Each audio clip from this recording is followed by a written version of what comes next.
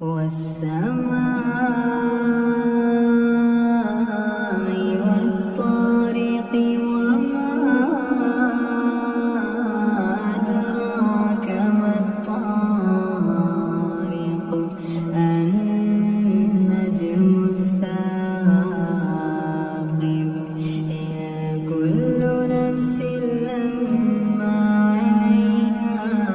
حافظ فلينظر الإنسان مما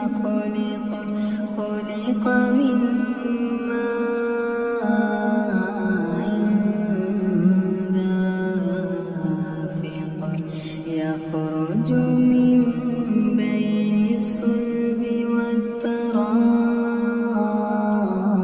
والترائب إنه على رجعه لقادر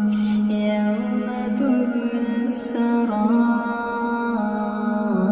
السرائر فما له من قوة ولا ناصر والسماء ذات الرجع